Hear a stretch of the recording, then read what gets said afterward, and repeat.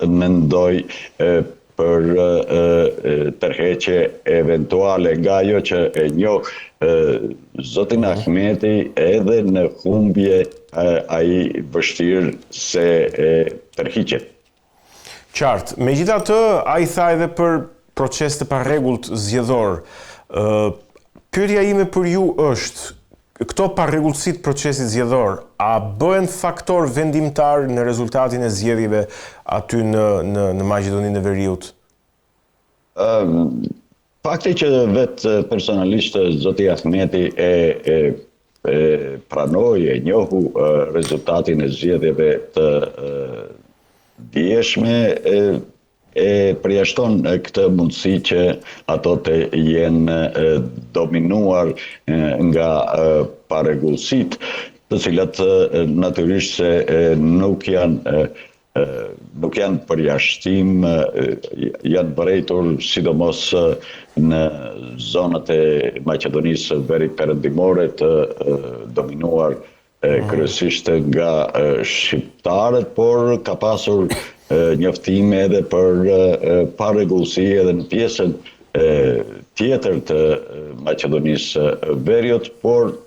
le të presim edhe vëzhguesit ndërkombëtar në radhë të parë të OSBE-Odirit, ata të cilët kanë vëzhguar zgjedhjet e këtushme. Qartë, mirë, unë duaj që së bashku të kalojmë në Kosovë tani, sepse aty kemi ngjarje mjaft forta që pritet të ndodhin gjatë kësaj jave. Së pari, dua të flasim për zgjedhjet e balotazhit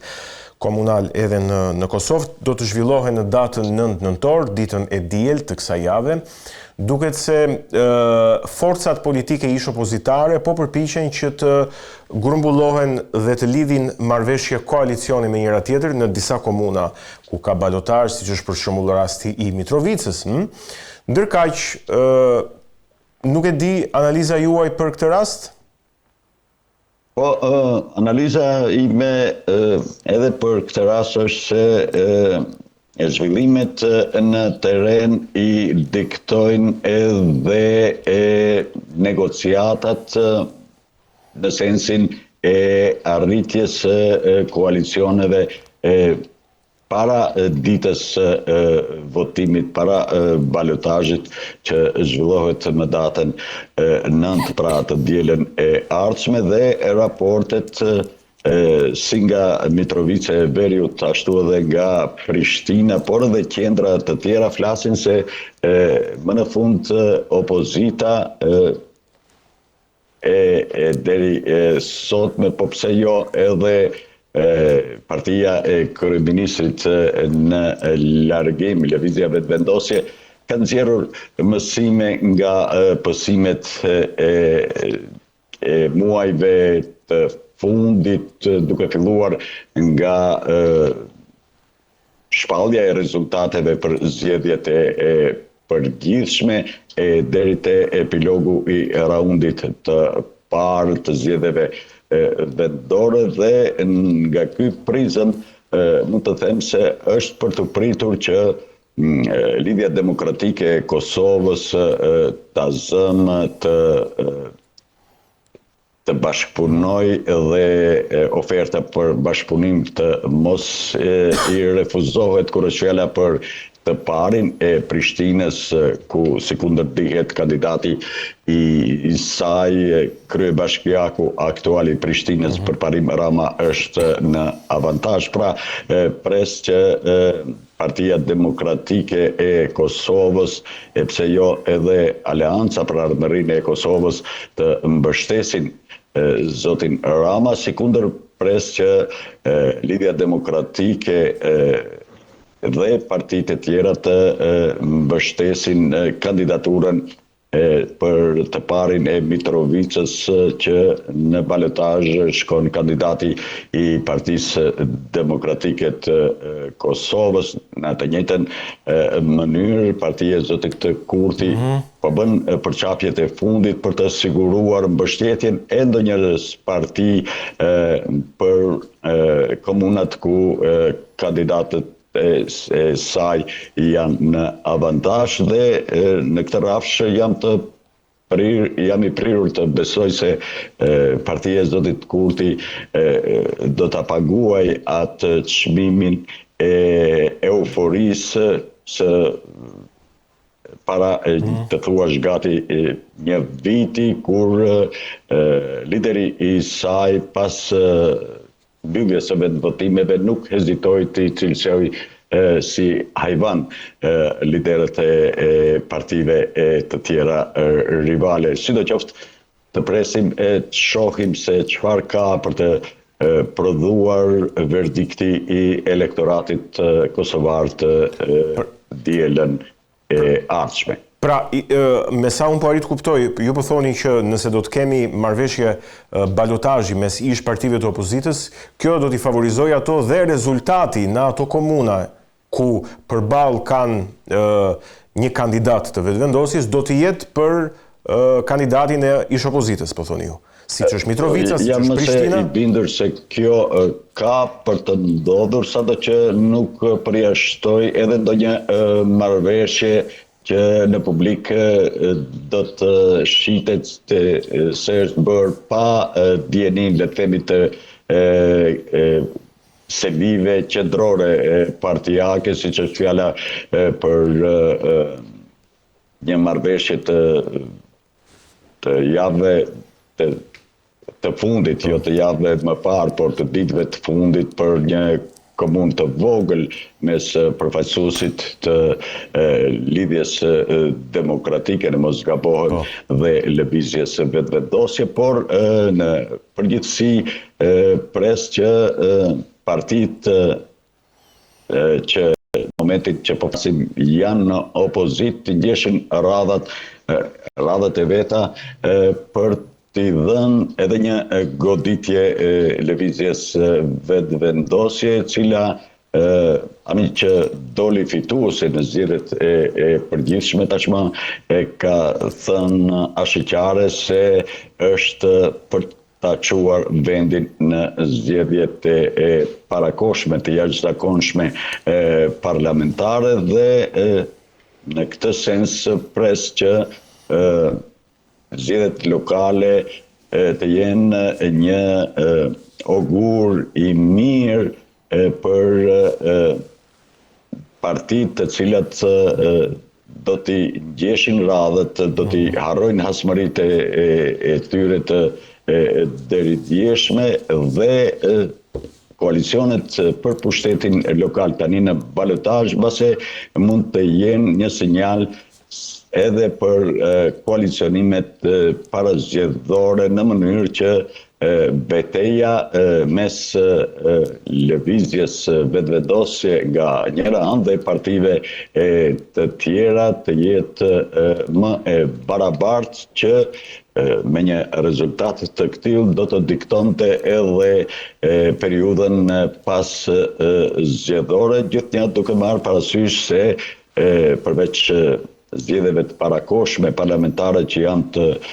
paevitueshme, Kosovën e pret edhe zgjedhja e presidentit apo presidentes që nuk bëhet me zgjedhje direkte nga qytetarët, por nga parlamenti dhe kjo që ndodhi muajve të kaluar me përpjekjet e dështuara për zgjedhjen e krye parlamentarit, nëse partitë politike kosovare nuk kanë nxjerrur mësime nga këto posimet e 8-9 muajve të fundit, atëherë me apo pa vetdije do ta thellonin atë spiralen e krizës politike në Kosovë. Në fakt, unë për këtë do doja të flistim tani për atë se çfarë po ndodh në nivelin qendror në Kosovë. Presidenti Osmani ka takuar krerët e ish partive opozitare, dal nga zgjedhjet e 9 shkurtit të këtij viti, për të parë nëse mund të ketë një mandatar të ri i cili mund të ketë numrat e nevojshëm për formimin e qeverisë. Kjo pasi nuk u arrit votbesimi i qeverisë Kurti 3 një javë më parë në kuvendin e Kosovës. Por krerët e partive opozitare duket se janë edhe ata për zgjedhje të parakohshme. Afati i presidentes Osmani është pas nesër, data 5 nëntor. Pyetja ime për ju është, a mendoni se presidentja do t'i shpall zgjedhjet e reja të parakoshme parlamentare? Po, në Kosovë është një shprehje qare, s'ka rrugdalje tjetër nuk do të ketë.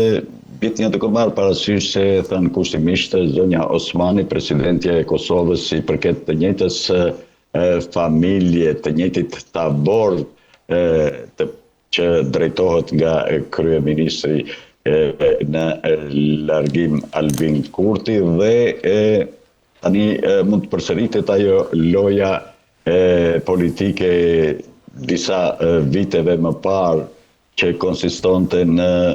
leximin ndryshe unë të neneve të kushtetutës kur është fjala për atë se kush e merr mandatin e dytë për krijimin e qeverisë në rast të dështimit të herës së parë, siç ndodhi edhe tani, por nga ajo që ka thënë zoti Kurti ditë më parë se më mirë është që vendi të shkojë në drejt zgjedhjeve të dyfishta, kjo e bën të pa evitueshme atë vendimin e presidentes Kosovës që të caktoj, të konstatoj se vendi duhet të shkoj në zgjedhje dhe kur e them këtë ka parasysh edhe deklarimet e liderëve të partive të tjera të Kosovës se janë më shumë pro zgjedhjeve të reja se sa që në rast të marrjes së mandatit të formojnë një qeveri le të themi kalimtare pikërisht për shkak të mos harmonizimit të qëndrimeve, mos dakordësisë, mos arritjes së ndonjë marrëveshje politike për sa i përket asaj se përfaqësues i kujt ka për të qenë shef i shtetit më të ri në Evropë pas skadimit të mandatit të presidentes aktuale të Kosovës. Në fakt, ju thatë, kur po flistim për zgjedhjet e balotazhit dhe për koalicionet e mundshme mes ish partive opozitare, që disa koalicione të tilla mundet të reflektohen ndoshta edhe për zgjedhjet e parakoshme, pra në nivel qendror. Dhe në fakt me të drejtë, sepse nëse zgjedhjet zhvillohen tani afër dhe kemi një rezultat të ngjashëm me rezultatin e 9 shkurtit, sërish do të gjendemi, kam përshtypjen unë, në një qorsokak politik të ngjashëm me këtë që ka ndodhur deri tani. Pra do duhet që në një kohë shumë të shkurtër, njëra nga partitë e ish opozitës, Lidhja Demokratike e Kosovës ose Partia Demokratike e Kosovës, të dyfishohen në një kohë mjaft të shkurtër që të ndryshojë konfigurimi post-zgjedhor. Po kjo duket shumë e vështirë. Po, Egon, kushtetuta e Kosovës është hartuar në gjykimin tim për pushtet që do të krijohet mbi bazat e koalicioneve dhe koalicionet janë të paevitueshme për Kosovën, për shkak se të mos harrojmë Kosova tazëm nuk është një Belgjikë që mund të frymojë lirshëm edhe më shumë se një vit pa pasur qeverin, ndërkohë që bazuar në atë çfarë kanë thënë liderët e partive oponente televizjes vetë vendosje, kemi vendime të diskutueshme të qeverisë në largim të viteve të fundit. Prandaj pres që nga përvoja e fillim vitit për një përvojë e hidhur deri në përfundim të balotazhit, këto parti pa përjashtim të nxjerrin mësime në sensin e afrim pajtimit për të mirën e vendit në mënyrë që në zgjedhjet e ardhshme të dalim koalicione që do t'jenë inkluzive e jo përjashtuese. Prandaj po them që duhet klasa politike pa përjashtim në Kosovë duhet të ketë nxjerrë tashma mësime nga pësimet e këtij viti, gjithnjë duke marrë parasysh edhe rezervat, për të mos thënë kritikat serioze të faktorit ndërkombëtar si nga Brukseli, po ashtu në radhë të parë edhe nga Shtetet e Bashkuara që janë një qortim serioz publik pikërisht për Prishtinën për shkak të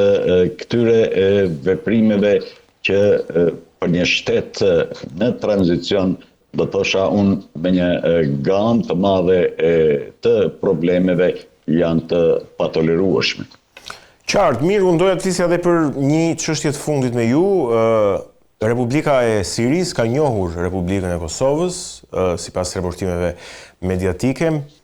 Çfarë zhvillimi është ky në analizën tuaj? E nxjerr